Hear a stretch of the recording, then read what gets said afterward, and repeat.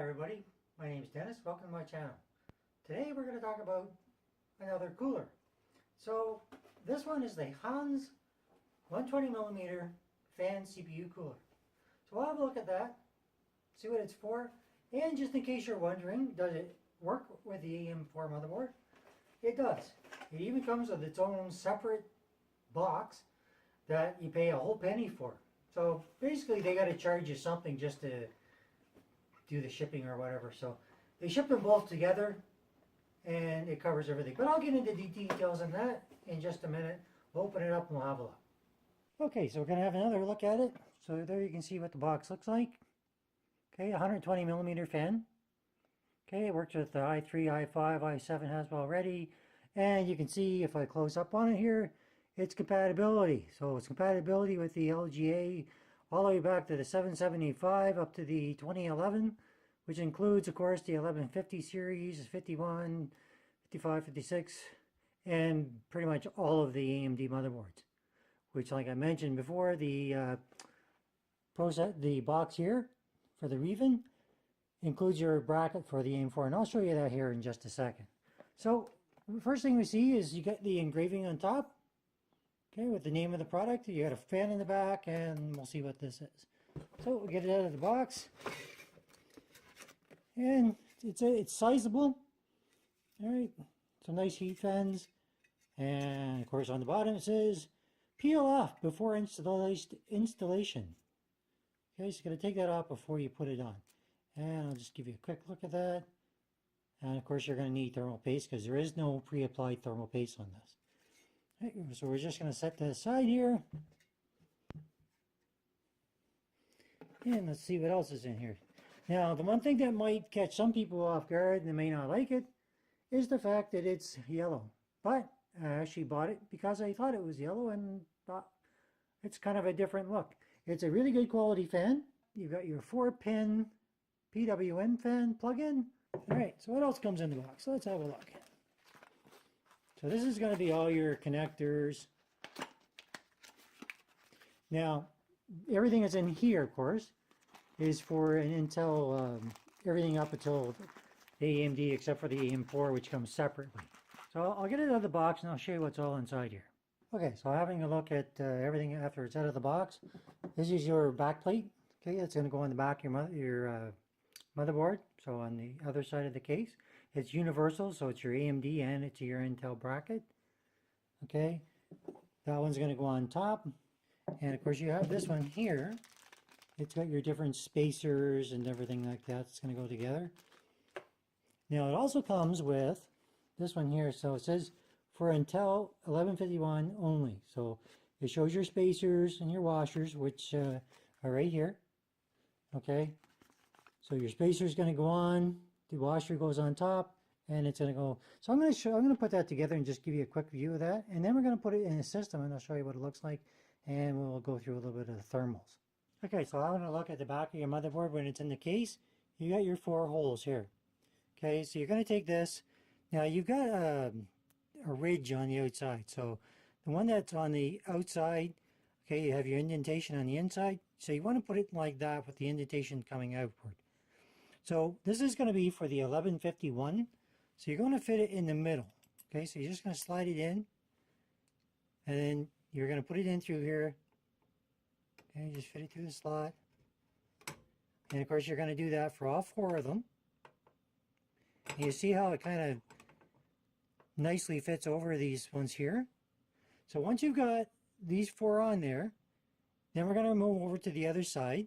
Sorry about my finger there.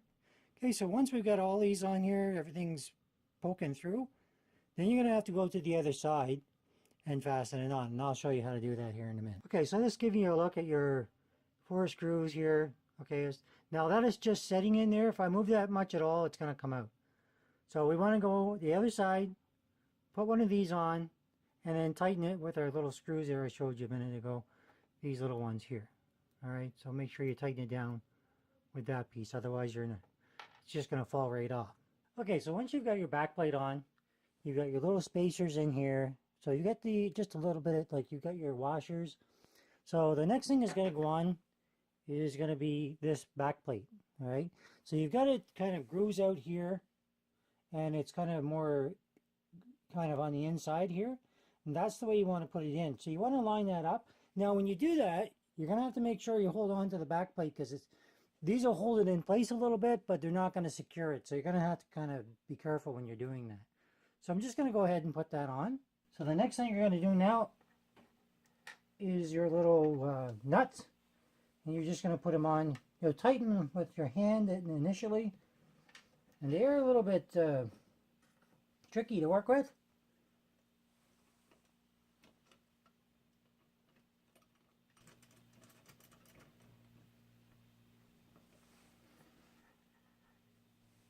Okay, so let's make sure that's in there right. You can see that's lining up in the middle. Okay, so that's where your 1151 is going to be at. So just hand tighten those for now, and then once you're done, it's got this little wrench here. Okay, so you can go in and you'll be able to tighten it. So I'm just going to go ahead and I'm going to secure that, and then we'll move on to the next part. Okay, so now that I got them on, I'm just going to tighten this. I'm not going to be too aggressive in tightening. I just want them to be snug. It doesn't fit on there very well. Okay, it's not the not the best wrench, but it works. So as you can see, you can just go ahead and tighten that. Just get it so it's snug. Do that for all of them, and then we'll show you how the actual mount is going to go on. So the next thing you're going to do, now you're going to need to apply thermal paste, which we'll do. And this is going to be your bracket for mounting, and I'll show you here. Your Reeven, basically this is what's going to hold everything in place. You can see you got your two holes, and that's where that's going to fasten onto. So when you're looking at your cooler, okay, you can see that little groove right here. Everything is going to go in. So this is going to go in, and there's a couple little cutouts here. I don't know if you can see that or not. Hopefully you can, but you'll see it when I put this in. And you're going to kind of fit that in there. And being that the cutouts are right there, it makes it easier for you to see. And then basically you're going to take this, you're going to maneuver it in here, and you're going to put it on. Okay? Keeping in mind this is going to be on both sides. So it's going to be a little tricky, but we're going to get her done. Okay, so the next thing you're going to do now, before you put your cooler in there, is you're going to pre-apply some thermal paste. So you just need a little dab on here. Just a little bit. That is plenty. Now that's the Arctic Silver thermal paste. It comes with thermal paste, but it comes in this little baggie. And it looks kind of sketchy, to be quite honest with you, so I'm going to use my own just so that I'm not worried about what's going to happen here. So all I'm going to do now is I'm going to set this in here, trying to align these up, okay, with the holes that are down here. Now, don't forget, you've got that little thing on the bottom here, all right? Don't forget to take that off, okay? Otherwise, you're not going to have good thermals or anything else. So now you're going to set her down. Just try and line it up with the holes there.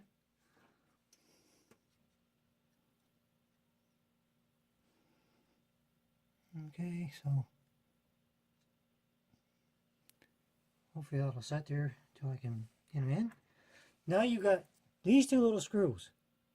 Okay, so they're going to go on either side, and they're going to tighten down. So it's moved a little bit here, but that's okay. We're going to get this lined up. Okay, so just get it started.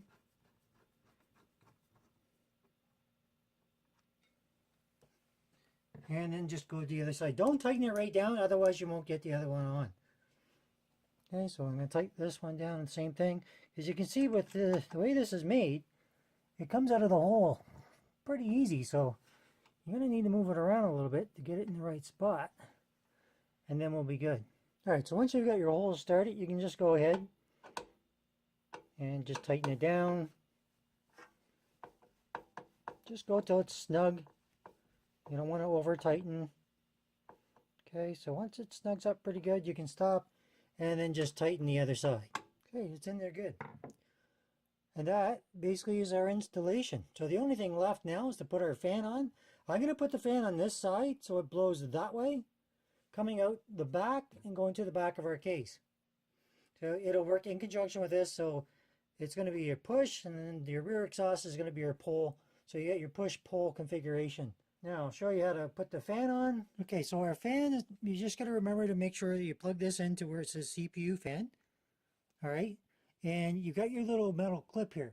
So you're going to put that onto the back. So we're going to have our fan, so it's going to blow at the back here. All right, so just mount them through these little holes in the back here. And once they're on, then that's just going to clip in place. Okay, so having a look at it after the fan is installed, you can see how I put this through the little holes in the back here. There's one on the top and one on the bottom. So you loop those in here, haul this back, and it goes in here. This is the one that came with it, the clip, and it completely did not work. I had a couple of my own clips, so I had to use the other clips instead in order to get it to fasten in properly. It would not work. It's like they stretched it or they shaped it the wrong way or something. Anyway, if you do come across and you've got the wrong clip here, if you can get a couple of the normal clips, the ones that come with most coolers, then you can put it on and it'll work. So the only thing left, is, of course, is to plug in this into your CPU fan header on the motherboard down here. So once that's on, you'll be done. And then you'll be able to do some thermals, and I'll show you that in a little bit. So I'm just going to go ahead and plug this in. Unfortunately, this case is so small, it's very difficult for me to show you, but I will try to include that at the end if I can get a good picture. But the case is a micro ATX case, which is really why I got this in the first place, is it just barely goes underneath. And I'll give you the dimensions of this at the end. All right, so I'm just going to go and connect this, and then we'll run our thermals. Okay, so I plugged that in. You can see where the cable is going there. It's into the CPU fan. So that's where you want to connect it. And we'll just give you another look here of how everything goes together. All right, and moving out, you can see, because this is tight in here, I basically tied it off with a clip in here. Okay, just to tie it off nice and get it down nice and flush, so when the side panel goes on, it'll be in there good and tight. So here's a look at the fan that's on it. All right, so that's pretty much the gist of it. So now we'll do our thermals and see how it actually works. Okay, so having a look at our temperatures, we're running at around 27 degrees under no load, which is not too darn bad. So we're running at a 40% load. The temperature hit about 35, and then it just quickly ran back down to what it was before. I didn't run it on a full load because on this computer I don't happen to have benchmarking software on here at the moment. But under a fairly decent load, not a full load of course, it maintained its temperatures, so it worked fine. Temperatures are fine, and it fit into a micro ATX case, which is the main goal, of course. So did it have some pitfalls? Of course. It's got your thermal paste, which is pretty sketchy looking. I suppose you could use it, but I wouldn't use that on any system. So it came with a corroded peg that went to the back. Thankfully it was covered by one of the white little things they put over top of it, called a spacer, if you will. Well, it is a spacer. So that covered over the corrosion, so thereby it's not going to touch anything that's going to matter, allowing us to still install it. But that alone, with the crappy thermal paste, these are things you need to be aware of. Now, I'm not saying every one of these is going to come with this, but it certainly did come with it. And those are things that is very poor quality. Now, all said and done, it's in the system, it's low profile, and it works pretty darn good. Still running the temperature on the screen now. You can see it's running a few programs in the background. 40% load, 34, 35 degrees. Overall, not too bad. Okay, have one last look inside the system. You can see it's running pretty smooth. It's very quiet, I will say that. So it does have that going for it. This does not light up, just in case you're wondering. just engraved and has the name of the product on it. Okay, so I opened this afterward, and one of the things I realized is even though they gave you the extra for a penny AM4 bracket, I don't really see a whole lot of difference. It's got your universal backplate. Difference in this one is actually spells out the top. It shows you where it's going to go. Basically the exact same as I showed you for the Intel build. This is a little bit different, and they've got a little spring-loaded one on here. So that would have been a little bit nicer maybe to have put on. So I could have gone and done that. And even though I had one of these that was corroded, there's 4 additional ones in here. So for all the faults that it had for the pieces for the connector for the Intel install, you could have used one of these if you're doing one or the other. So you had 4 extras basically because you have the AM4 mount. So if you were using this for your AM4 install, you might have had one of the other ones, had one of these been damaged. So they've made up for it. These are actually a little bit nicer, so a little bit different for putting them on. A little bit nicer than the other washers. And of course these are rubber instead of metal, so that doesn't make much difference, but at least it's there. So this is what came inside the package for the AM4. But so the install is going to be almost identical for the AM4 motherboard. So really shouldn't run into any problems. Okay, so just a couple other things that I usually mention and kind of forgot till the end here is that the RC1205 Reeven CPU Cooler. Okay, so the height is 155 millimeters, so that's how tall it is. So it's the space you need for your case. It's 81.5 millimeters wide by 133 millimeters. So I'll just show you that, just so you can get a close-up on it, just to give you your what you need to see here. Okay, so there's your dimensions, just so you can see it.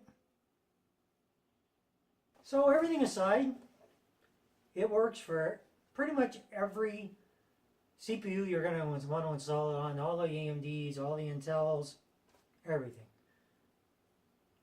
I like it.